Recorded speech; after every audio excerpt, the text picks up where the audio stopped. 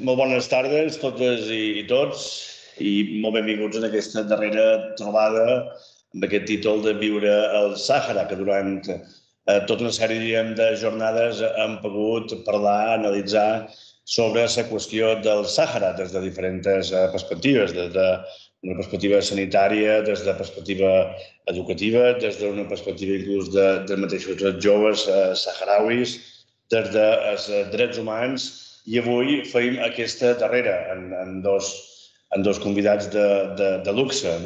D'una part, en Felipe Briones, que és de l'Associació de Juristes, Associació Internacional de Juristes pel Sàhara Occidental, i de Nabullah Harabi, que és el delegat del Front Polisari a l'estat espanyol.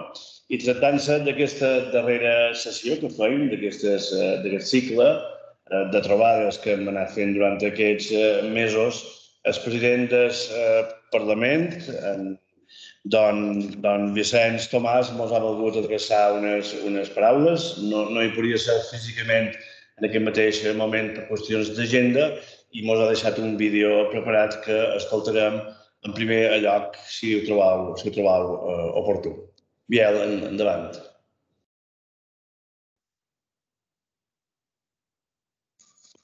Buenas tardes a todos y a todas. Hoy el ciclo de charlas de Viure al Sàhara llega a su final y por esto quería compartir un pequeño momento con todos ustedes. Nuestro grupo histórico, el Intergrupo de Pau y Libertad para el Sàhara, ha venido realizando una serie de sesiones para poder conocer de primera mano cómo viven, cómo se trabaja en los diferentes territorios saharauis. Quiero además agradecer también a la Asociación de Mix del Pueblo Saharaui de las Islas Baleares el trabajo solidario y de ayuda que llevan tantos años realizando, que queda muy bien ejemplarizado con dos proyectos, el de Vacances en Pau y el de Escoles en Pau. Durante estas charlas que se han venido realizando, se ha podido tener contacto con diferentes representantes de instituciones y organizaciones que dan apoyo, que dan ayuda al pueblo saharaui para poder descubrir de primera mano cómo se organiza este pueblo para poder afrontar lo que son derechos básicos y fundamentales, como es tener atención sanitaria o como es realizar la educación de los jóvenes en los campos de refugiados. También se ha podido profundizar en otra serie de aspectos que nos han permitido conocer y tener una visión más amplia y completa de lo que es el conflicto de los territorios ocupados del Sáhara. A través de diferentes testimonios se ha podido profundizar en dos aspectos más determinados. Uno, el papel de la mujer, muy importante, y el futuro de los jóvenes. Esos jóvenes que están en estos campamentos que hay que ayudar entre todos para que puedan tener un futuro. Y también se ha hablado de derechos y de situaciones complicadas, de sufrimiento de estas poblaciones en los territorios ocupados. Se ha puesto de manifiesto la importancia que tiene mantener y conseguir proyectos solidarios para asegurar el bienestar de las personas que viven en los campos de refugiados, para asegurar la educación, para asegurar la sanidad, o la importancia que tiene la solidaridad internacional para asegurar que pueda haber unas condiciones de calidad de vida mínimas, adecuadas en estos campos de refugiados.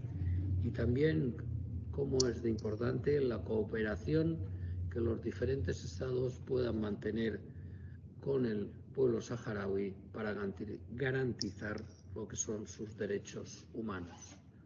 A través de estas 7 charlas se ha podido obtener una imagen mucho más nítida de lo que es el conflicto político del Sáhara, que ya dura más de 40 años. Y por eso quiero finalizar reclamando una vez más que haya una solución política para ese conflicto. Una solución política que no puede venir más que de la mano del diálogo, pero de un diálogo que ha de salir una solución política a ese conflicto que tiene que ser viable y que tiene que ser que tenga perduración en el tiempo. Por lo tanto, es el momento de la política, es el momento de buscar una solución política a ese conflicto. Muchas gracias por el trabajo realizado y muchas gracias por ese acercamiento al problema del Sáhara a través de estas charlas. Muchas gracias. Pues muchísimas gracias al presidente por estas palabras. Ahí quedan y damos comienzo a la charla de esta tarde. En primer lugar, vamos a dar la palabra a Felipe Briones, como decíamos antes, de la Asociación de Juristas para el Sáhara Occidental. Don Felipe, muy buenas tardes y tiene la... Hola, muy buenas tardes. ¿Se me escucha bien? Perfectamente. Bueno, pues muchas gracias naturalmente al intergrupo Paz y Libertad del Parlamento de las Islas Baleares. Mi función y casi mi misión, como es costumbre, consiste en situar jurídicamente el marco del Sáhara Occidental para que se comprenda quizá algo mejor pues, las claves de esta cuestión, de este conflicto. Entonces, a menudo comienzo indicando que si en el mundo restan 17 territorios no autónomos en total, si excluyéramos por un momento el Sáhara Occidental, lo que nos encontraríamos en esos 16 territorios restantes sería que en todos ellos la potencia colonial del territorio coincide con la autoridad que lo administra de facto. Es decir, que autoridad de iure y de facto coinciden en un mismo país. Que todas estas autoridades administradoras facilitan con regularidad información a las Naciones Unidas sobre las condiciones que existen en esos territorios, de forma que la ONU supervisa el progreso alcanzado en ellos en el logro de la libre determinación. Es decir, conforme a los artículos 73 y 74 de la Carta de la ONU, esas potencias administradoras deben suministrar periódicamente a la Asamblea General de la ONU información sobre la situación económica, educativa, sanitaria, cuál es la situación del movimiento o movimientos de liberación que comandan esos territorios y, en definitiva, cuáles son los avances de esa población autóctona de cara a que se materialice en el futuro el derecho a la libre determinación. No consta, naturalmente, en ninguno de esos 16 territorios no autónomos violaciones de los derechos fundamentales de sus ciudadanos ni la existencia de desplazados o de refugiados. Muy bien, eso ocurre con 16 territorios no autónomos. Pensemos en Gibraltar, pensemos en las Malvinas, son territorios no autónomos. ¿Qué es lo que sucede en el Sáhara Occidental? Pues bien sabido es. Primero, la autoridad administradora de iure no coincide con la autoridad de facto. Para Naciones Unidas, la autoridad administradora de derecho sigue siendo, respecto al Sáhara Occidental, España. Y la autoridad de facto, naturalmente, es el régimen marroquí. Marruecos no figura bajo ningún título en la lista de territorios no autónomos de Naciones Unidas. Por tanto, y repito, la autoridad de iure respecto al territorio no es la misma que la autoridad de facto. Y es por ello que no se facilita a la ONU ninguna información sobre las condiciones existentes en el Sáhara Occidental, ni tampoco Naciones Unidas reclama, en este caso a Marruecos, ninguna información por no considerarlo autoridad administradora del territorio. En esas condiciones, el Sáhara Occidental es un caso insólito en el mundo. Un territorio no autónomo que ha resultado abandonado de facto y de jure, no solamente por la metrópoli, sino también por las propias Naciones Unidas, y en el que el país ocupante, Marruecos, sin título alguno que legitime su presencia en el territorio, ha erigido en sistema la represión de la población autóctona y el pillaje de sus recursos naturales, con una rotunda, además, oposición, un rotundo bloqueo a la autodeterminación de la población concernida.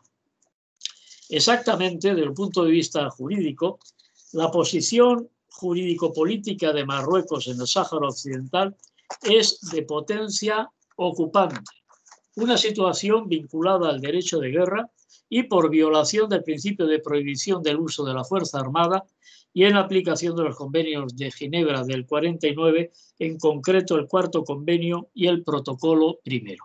Esa es la definición jurídica de la situación de Marruecos respecto al Sáhara.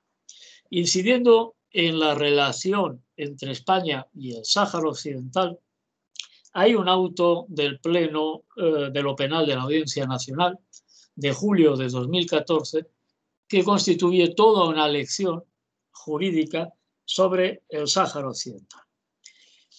En pocas palabras, en un resumen muy apretado, dado que el Sáhara desde los primeros 60 se convierte en territorio no autónomo, así reconocido por nuestro Estado, por el Estado español, cuando ingresa en la ONU en los años 50, eso significa, a partir de ese reconocimiento de territorio no autónomo, de que se trata de un territorio cuya condición jurídico-política es distinta de la autoridad que lo administra. Eso significa, por tanto, que ese territorio debe descolonizarse.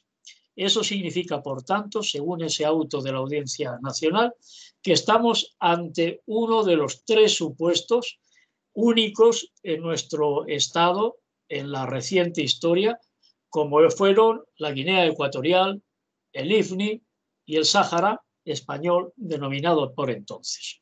Esos tres territorios, por ser territorios no autónomos, significaban que no formaban parte esencial del territorio nacional español, sino que eran simplemente territorios españoles, pero no nacionales. De manera que los ciudadanos gozaban o disfrutaban de los derechos que comportaba la pertenencia al Estado español, entre ellos, naturalmente, la nacionalidad, que ejercían la plenitud de derechos como ciudadanos de España, que así, por ejemplo, participaron en el referéndum de 1967, y una vez que se dicta la ley de 19 de noviembre de 1975, llamada de descolonización del Sáhara, ahí se establece, aunque los preámbulos de las normas carezcan de efecto normativo, pero bueno, se establece que el Sáhara nunca ha formado parte esencial del territorio nacional de España, que era un territorio asimilado a lo provincial y, por tanto, de carácter español. El único artículo de esa ley autoriza por las Cortes al Gobierno a llevar a cabo todos los actos precisos para descolonizar este territorio, debiendo de dar cuenta el Gobierno a las Cortes sobre esa efectiva descolonización.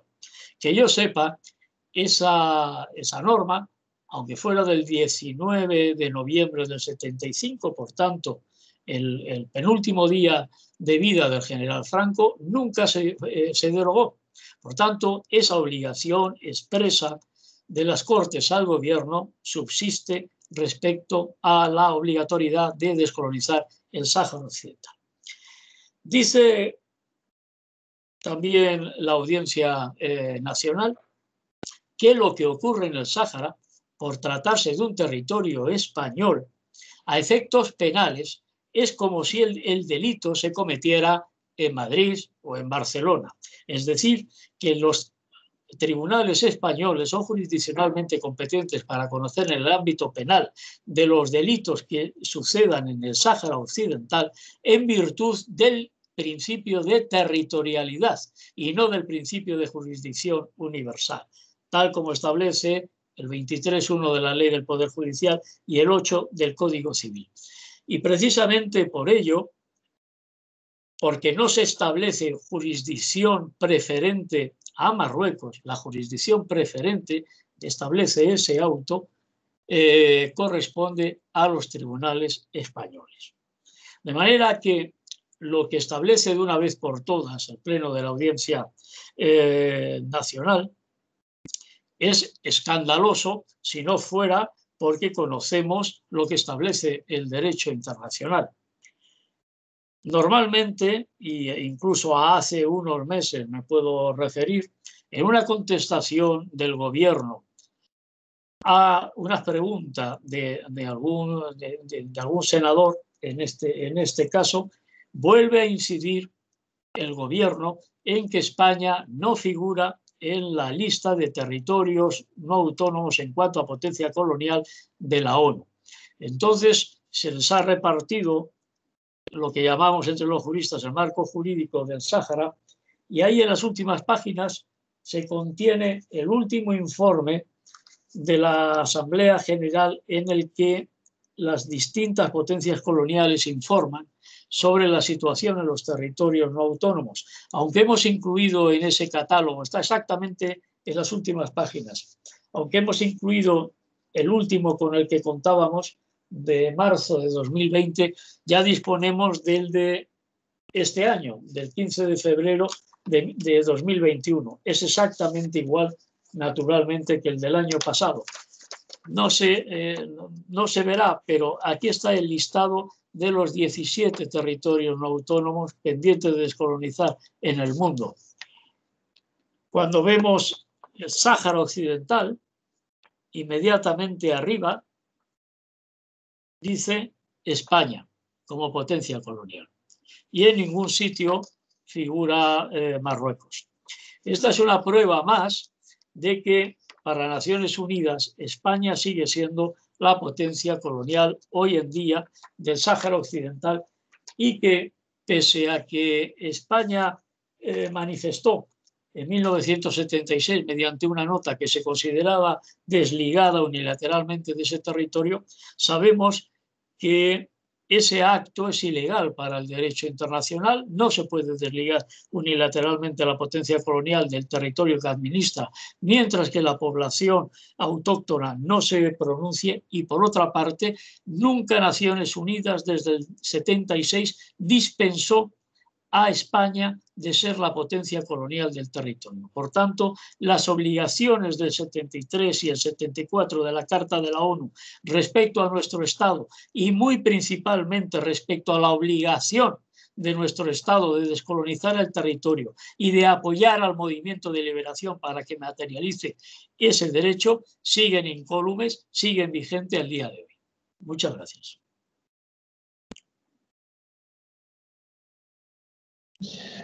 Muchísimas gracias. Es el turno ahora de Abdullah Arabi, que es delegado, como decíamos antes, del Frente Polisario aquí en el Estado español. Cuando quiera. Muchas gracias. Yo, en primer lugar, me vais a permitir trasladar un saludo de parte del presidente del Parlamento saharaui, señor Hamma Salama, en torno a la clausura de estas jornadas que se han organizado por el Parlamento de las Islas Baleares, pero particularmente por el Intergrupo Paz y Libertad para el Pueblo Saharaui. Y el mensaje dice que en nombre del pueblo saharaui, de nuestro Parlamento, quisiera en primer lugar trasladarles un caluroso saludo con motivo de la clausura de estas jornadas organizadas por el Intergrupo del Parlamento Balear, Paz y Libertad para el Pueblo Saharaui, y a la vez trasladarle nuestro deseo de que pronto podamos vernos presencialmente lo cual quiere decir que hemos dejado atrás la pandemia y sus consecuencias. El compromiso político del Parlamento de las Islas Baleares es reflejado en el papel activo que desempeña tanto el intergrupo como la Asociación de Amigas y Amigos del Pueblo Saharaui en Baleares con la causa de nuestro pueblo. Es de agradecer y reconocer, y sobre todo en los momentos actuales que atraviesa la lucha del pueblo saharaui. Hoy más que nunca el pueblo saharaui necesita de la solidaridad y el acompañamiento en estas circunstancias caracterizadas por las consecuencias conocidas ya como el exilio, el refugio, y a las que se han sumado los efectos de la pandemia y el retorno de las acciones bélicas, provocado una vez más por la intransigencia de Marruecos y la inacción de la comunidad internacional. Convencido de que seguiremos contando con vuestra acostumbrada colaboración y solidaridad, que sin duda alguna ayudará a la búsqueda de una solución basada en el respeto de la ley internacional y sobre la base de la naturaleza política del Sáhara Occidental como un territorio pendiente de descolonización, y para su culminación es imprescindible otorgar al pueblo saharaui la palabra para decidir su futuro sin ningún tipo de coacción, tal y como exige el derecho a la autodeterminación de los pueblos pendientes de descolonización. Aprovecho la ocasión para trasladar un saludo al presidente del Parlamento de las Islas Baleares y daros un saludo en nombre de todo el Parlamento saharaui y decirles muchas gracias y seguiremos luchando juntos. Esto es el mensaje que quería trasladar en nombre del presidente del Parlamento y que como representante del Frente Polisario a nivel de España, que he seguido estas jornadas que se han organizado, creo que han situado, lo ha dicho el presidente del Parlamento, han situado la causa saharaui desde una perspectiva abarcadora, en la que no ha faltado ningún punto del trabajo del movimiento solidario y del pueblo saharaui, que es el de intentar difundir esta realidad que sufrimos desde hace 45 años, pero que también afrontamos desde la necesidad, pero con una dignidad que ha situado al pueblo saharaui como un pueblo que, a pesar de los pesares y a pesar de las dificultades, nunca ha perdido ni perderá su dignidad, y tal vez ese es el motivo que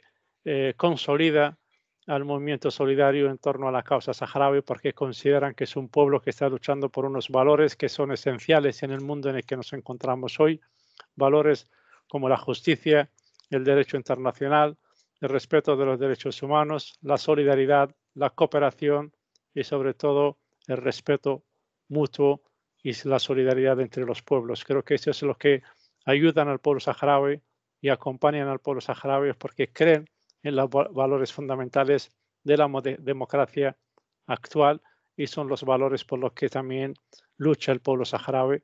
Como sabéis, nosotros hemos apostado decididamente por la vía pacífica como mejor solución, a pesar de que esa apuesta constituye en sí mismo una cesión enorme por parte del pueblo saharaui y del Frente Polisario. Veníamos de defender única y exclusivamente la independencia, aceptar un plan de arreglo y la celebración de un referéndum sobre nuestro territorio ocupado militar e ilegalmente por Marruecos, aceptando que además de la independencia esté la opción de la integración en Marruecos. Lo hemos hecho por dos opciones, por dos causas. Una, porque creemos firmemente en la determinación del pueblo saharaui, de que en el momento en que se le ofrece la oportunidad de votar, votaría por su independencia.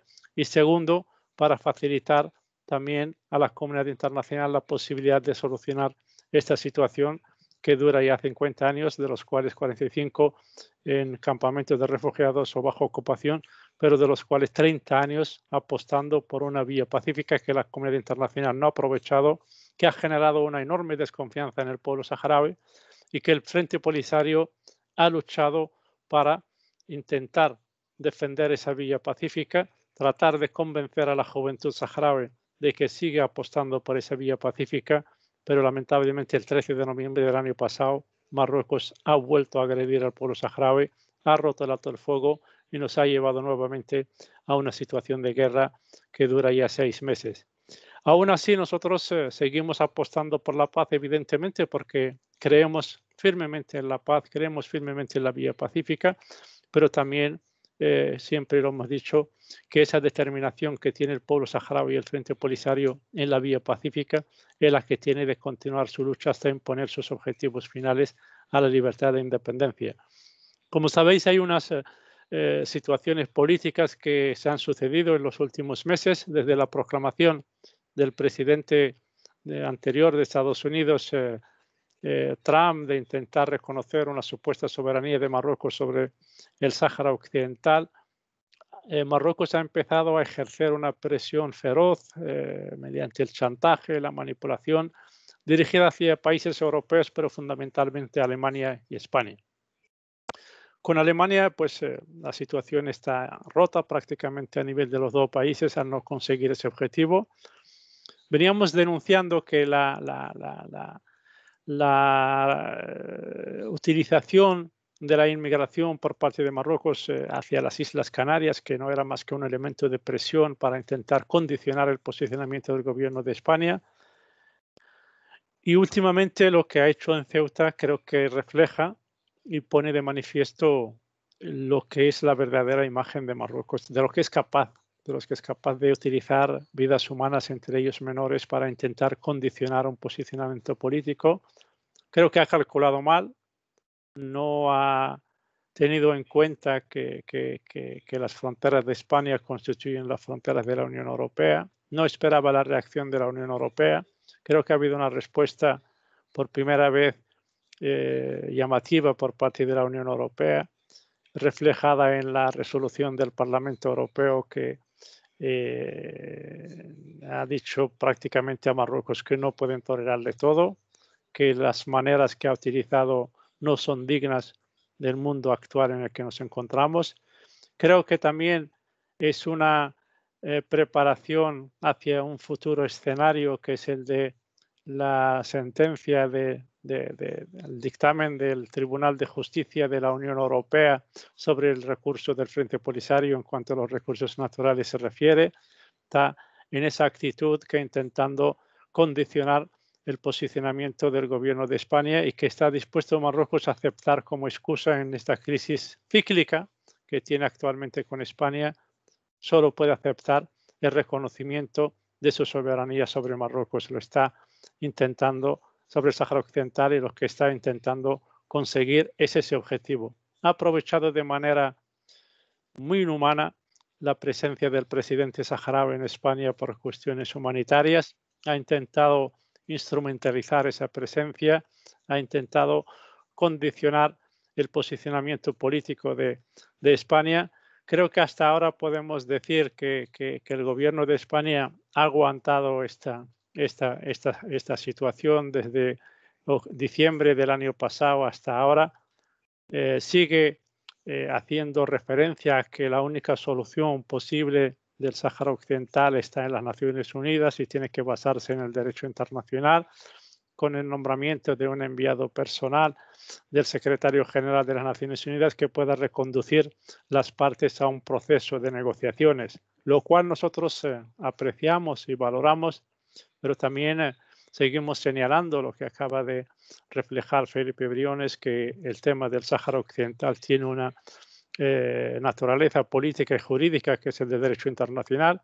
Es un tema de descolonización inacabado y la potencia administradora sigue siendo España, y lo que nosotros esperamos del gobierno de España es que actúe en consecuencia de esa responsabilidad, que exija a Marruecos el cumplimiento de las resoluciones internacionales, del derecho internacional. Nosotros somos conscientes de la necesidad de una política de buena vecindad y de entendimiento entre Marruecos y España, pero también consideramos que ese marco es ideal para exigirle a Marruecos el cumplimiento de sus responsabilidades internacionales.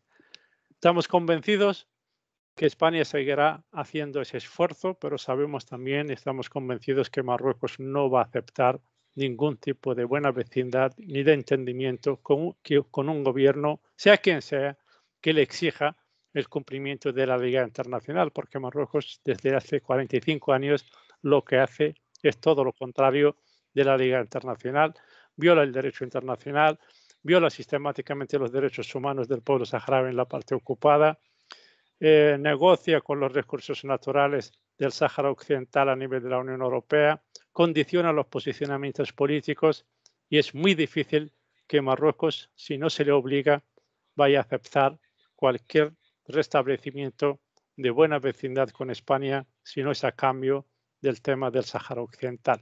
Nosotros seguimos confiando, no somos ingenuos ni ilusos, pero confiamos en la política internacional, confiamos en la fortaleza del derecho internacional, confiamos en que los derechos humanos deben estar por encima de todo, y cuando digo de todo, de todo. Por lo tanto, nosotros seguimos convencidos, seguimos apostando por esa legalidad internacional, por esa vía pacífica, pero con la determinación total de continuar nuestra lucha. En estos momentos estamos llevando una guerra por la liberación. El Frente Polisario es un movimiento de liberación y como tal también le asiste el derecho internacional para defender los objetivos y los derechos legítimos del pueblo saharaui. Esperamos y deseamos que Marruecos, a través de la presión de los países amigos y aliados suyos, pues le hagan recapacitar y sobre todo entrar en razón y respete el derecho internacional y permita al pueblo saharaui decidir qué es lo que queremos ser, y nosotros estamos convencidos de que votaríamos por nuestra libertad e independencia. Y muchas gracias.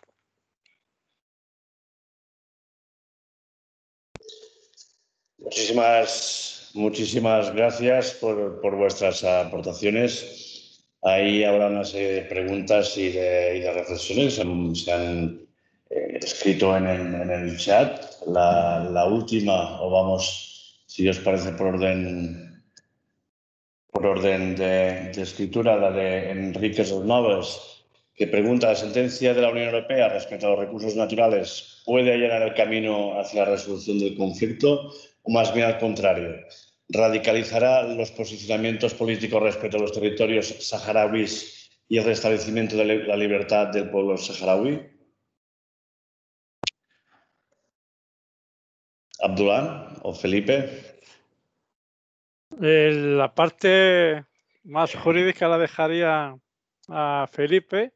Yo lo único que podría decir en ese sentido, que nosotros confiamos en que sobre los últimos acontecimientos, en la última resolución del Parlamento Europeo, pues creo que todos los países han expresado que su postura en cuanto al Sáhara Occidental se refiere es el respeto del derecho internacional en el marco de las Naciones Unidas, y por lo tanto eso es reconocer que estamos ante un territorio pendiente de solución, y por lo tanto es un territorio distinto y separado de Marruecos, que es lo que también han destacado las últimas resoluciones, de las últimas sentencias del Tribunal de Justicia de la Unión Europea del 2016-2018. Nosotros albergamos mucha esperanza en que el recurso salga favorable a nuestras pretensiones. Con eso creo que sitúa el derecho internacional y la ley internacional en primer orden en cuanto al Sáhara Occidental se refiere. Daría al traste con el intento ilegal del presidente americano Trump de intentar reconocer la soberanía de Marruecos sobre el territorio del Sáhara Occidental, y condicionaría cualquier acuerdo económico entre la Unión Europea y cualquier país de la Unión Europea y Marruecos que incluya los recursos naturales del Sáhara Occidental.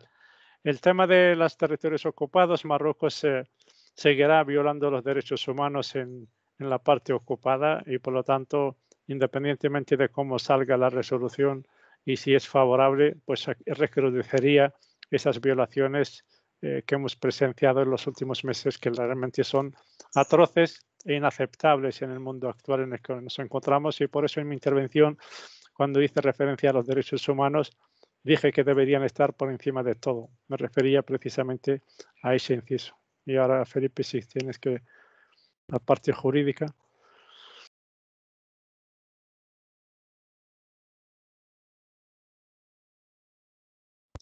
Felipe, tendrías que encender el micro, que está apagado. Digo, suscribir lo que ha comentado Abdullah. Vamos a ver, esto no se puede entender en absoluto como una relación dialéctica donde si se le escatima un derecho a una de las partes o al contrario, cuando se concede un derecho a una de las partes, se radicalice la otra, la contraria, ¿no? Esto no es así. Es decir, toda la justicia, toda, cuando digo toda, es toda, corresponde al pueblo del Sáhara Occidental y corresponde al Polisario como único movimiento legítimo de ese pueblo. De manera que si se radicaliza Marruecos, un nuevo problema tendrá Marruecos. Marruecos con el Sáhara Occidental está incurso en una crisis permanente como régimen y no puede avanzar hacia ser un país más creíble y tanto menos ser un país democrático ni nada parecido. Y esto en la historia se ha visto en otros casos, por ejemplo, con Indonesia respecto a Timor Oriental. Y ningún país que está ocupante de un territorio no autónomo puede avanzar. Mientras el régimen marroquí no interiorice la ilegalidad, la enorme ilegalidad de la que no existe otro ejemplo en la historia de un país que haya sido colonizado y que a su vez se atreva a invadir otro territorio que estaba llamado a ser libre, porque todo el contexto, como sabemos, de Marruecos es libre. Mauritania en el 60, el propio Marruecos en el 56 y Túnez en ese año y Argelia en el 62. De manera que es un caso de descolonización trasnochada, el único que queda pendiente en el continente africano. Es decir, que aquí no, y además no existe parangón posible con situaciones que se puedan producir en el Estado español sin referirme a ningún territorio, a ninguna comunidad autónoma. Esto no tiene nada que ver. Esto es un supuesto de descolonización establecido por Naciones Unidas de los que restan, como se ha dicho antes, 17 territorios en el planeta y donde la población de ese territorio es la única que tiene que decidir sobre el territorio, sobre el futuro, el destino de ese territorio. De manera que si Marruecos se opone o se radicaliza, bueno, pues allá el régimen marroquí no solo estará cometiendo una ilegalidad, sino que la estará perpetuando o agravando en tanto que la justicia reconoce a esa población o a ese territorio alguna parte del derecho a materializar la libre determinación.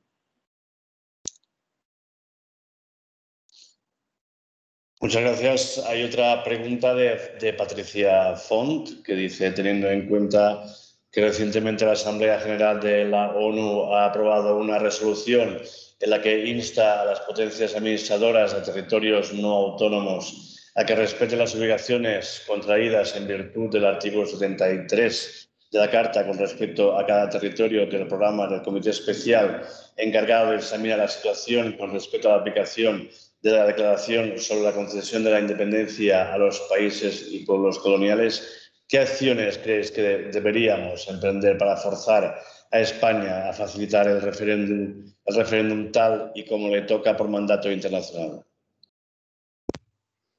Bueno, yo creo que primero asumir que es una potencia administradora del territorio, que intenta desligarse de esa responsabilidad constantemente y basándose en algo que no tiene nada que ver con el derecho internacional, que es una carta fechada en 1976 dirigida a las Naciones Unidas, donde dice que a partir de ahora se desliga, pero unilateralmente una potencia no puede desligarse de sus responsabilidades mientras el problema persiste, mientras el pueblo afectado, el saharaui en este caso, no haya ejercido su derecho a la autodeterminación. Tienen que asumir que tiene una responsabilidad política histórica, lo acaba de reconocer el ministro del gobierno, en el que ha dicho que España sigue teniendo la responsabilidad sobre el espacio aéreo y marítimo del Sáhara Occidental y por lo tanto hay muchas formas de condicionar, yo creo que las relaciones con Marruecos a través de la responsabilidad que tiene España y ejercerlas es simplemente asociarlas a la legalidad internacional, al derecho internacional y tratar de relacionarse con Marruecos en función de que es una potencia ocupante y España una potencia administradora del territorio. Eso es ejercer una responsabilidad, tratar de ser consecuente y aplicar las exigencias de las resoluciones de las Naciones Unidas y sobre todo esa última que pide a las potencias administradoras de asumir sus responsabilidades.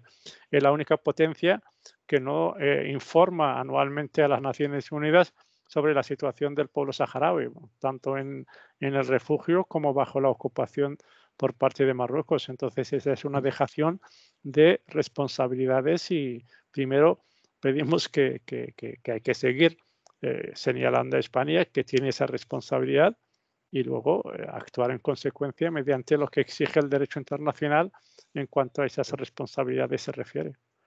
No sé, Felipe, si quieres añadir algo. Sí, es incidir en lo mismo. Es escandaloso.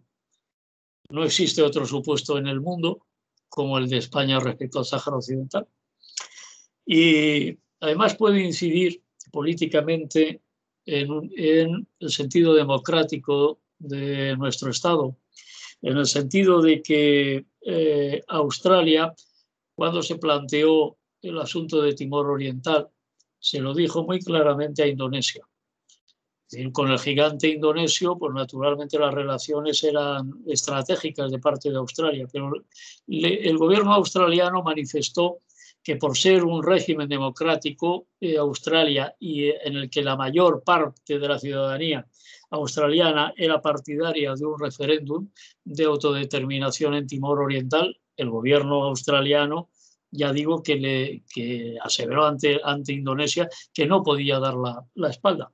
Y eso sería una situación, una salida muy digna, la más digna para nuestro gobierno, en el sentido de, con Marruecos, que sigan las relaciones estratégicas, pero al igual que trajimos las tropas de Irak porque no había consentimiento de la ONU y porque al parecer la posición de la ciudadanía española era contraria a la permanencia de nuestro ejército allí, pues igualmente se podía hacer con el problema del Sáhara Occidental y no habría ningún problema. Es más, es una obligación. Hoy, por ejemplo, en el diario El Mundo aparece una entrevista con John Bolton, el mayor responsable hasta hace unos meses de la política de seguridad de Estados Unidos. Y John Bolton subraya que España debiera avanzar en la descolonización del Sáhara, ya que es su obligación. Aparte de las relaciones con Marruecos, la situación de nuestro Estado es así. Y nada de soluciones mutuamente aceptables. Eso no figura en la historia de la descolonización. Si una población quiere ser independiente, lo tiene que ser. Lo tiene que ser. Y no tiene por qué llegar a ningún acuerdo con la potencia invasora que ilegalmente está ocupando su territorio. Eso son trampas que desde hace años se vienen denunciando. Es decir, si se tiene un derecho, no se tiene que negociar con el contrario. Los derechos se ejercen. Y quien reconoce ese derecho es el propio derecho internacional y la propia Carta de Naciones Unidas. No depende el reconocimiento de ese derecho para su materialización del régimen marroquí.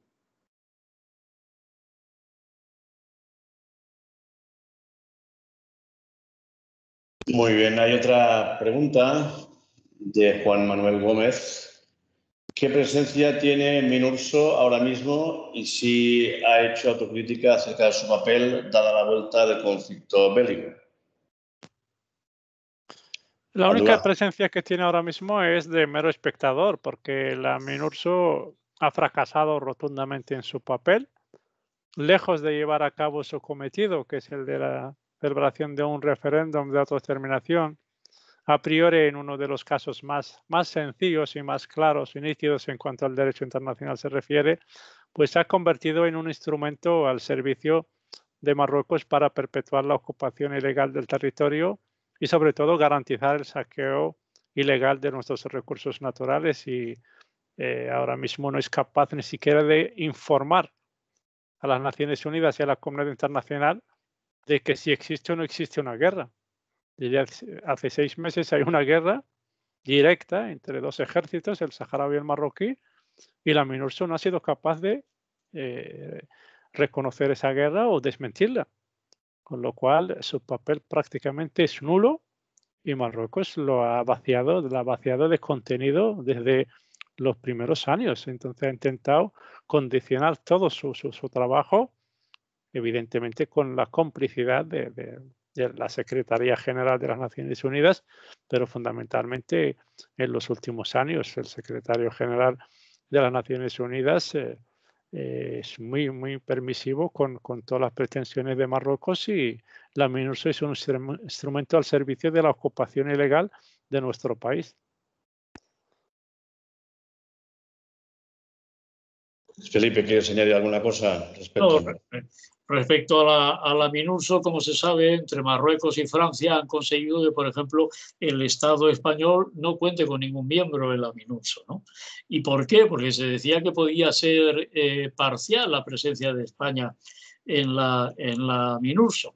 Y España, por lo visto, pues interesadamente ha dejado también de participar desde siempre. Con lo cual, Francia, con un importante contingente en la MINURSO, bloqueando, como se sabe, desde el Consejo de Seguridad cualquier avance en la solución de este problema, pues tiene contingente, mientras que España, siendo la potencia colonizadora, carece de él, y estaba muy contenta durante décadas nuestro Estado de no pertenecer. Otra situación paradójica.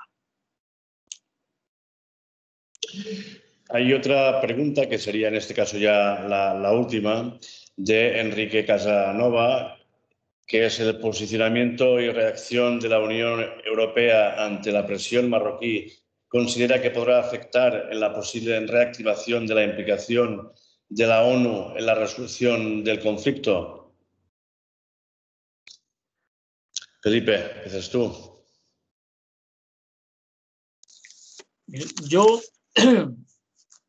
si me lo permitís, yo soy, bueno, no iba a decir por naturaleza, no. Cuanto más cosas oigo y sé del Sáhara Occidental, más positivo y más optimista soy, ¿no? Entonces, bueno, se puede poner en el río pues piedras más o menos grandes, pero hay un sentido unívoco de la historia respecto a estos territorios que inexorablemente tienen que ser independientes, ¿no? Y eso lo marca la historia. O sea, en 1962 eran precisamente 62 los territorios no autónomos, ¿no?, del mundo. Quedan 17 y 2 millones de personas concernidas, más o menos, ¿no? Entonces hay un sentido único en la historia respecto a estos territorios. Como me parece que he mencionado por parte de Marruecos, hay una crisis institucional permanente por la invasión de este territorio y, por tanto, no hay futuro respecto a esta invasión, por tantos aspectos. La Unión Europea, con algunos cómplices clarísimos, en primer lugar Francia, no tiene futuro en cuanto a la injusticia de lo que intenta perpetuar, ¿no?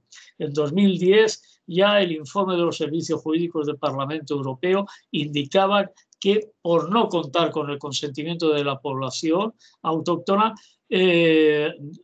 no se podía validar ningún acuerdo de libre asociación con Marruecos. Bueno, la Comisión, el Consejo, el Parlamento lo ha ido saltando sistemáticamente. Ahora, como habéis mencionado, se está a la espera de una sentencia del Tribunal de Justicia Europeo en el que debe discernir si el consentimiento necesario para la esquilmación de las riquezas naturales del Sáhara o para negociar sobre cualquiera otra de las riquezas precisa del consentimiento del Frente Polisario, o puede, como ha hecho la Comisión, improvisar con una serie de agentes sociales que viven en el Sáhara, de negociar un consentimiento para suplir el propio del Frente Polisario. Es decir, con ello lo que me quiero referir en esencia es que, si analizamos de una década hacia aquí, el sentido jurídico siempre está rigiendo a favor del pueblo saharaui. Que las instancias internacionales evolucionan en horizontal, todas juntas, hacia una situación más favorable al pueblo saharaui. Que en todo caso, incluso lo que ha pasado en los últimos 2 meses en España respecto al presidente saharaui ha servido para sentar de nuevo las bases esenciales de la cuestión, que ha servido a Alemania, que ha servido a la Unión Europea, desde luego que ha servido a la Unión Africana, que desde luego ha servido a la ONU para, como digo, asentar de nuevo las bases del derecho internacional. Porque esto es tan sencillo, si se me permite, como he comenzado hablando, si desde 1963 es un territorio no autónomo el Sáhara Occidental, si sigue presente en el cuarto comité de la ONU, eso significa que esa población tiene derecho a pronunciarse y que ni gaitas de contar con soluciones mutuamente aceptables ni nada. Si ya es un regalo a la comunidad internacional que el pueblo saharaui pase por un referéndum de autodeterminación, porque la voluntad del pueblo saharaui es ineluctable y no susceptible de ser interpretada. Tras 16 años de guerra, la voluntad de los saharauis es suficientemente clara. Y como mencionó hace unas semanas el presidente de Argelia, ni aún con las variantes introducidas en el proceso de paz en su momento por el régimen marroquí respecto a muchos más votantes, si esos votantes, decía el presidente de Argelia, marroquíes, votaran en el referéndum de libre determinación, saldría mayoritariamente la opción por la independencia. Y es por eso por lo que Marruecos no quiere el referéndum.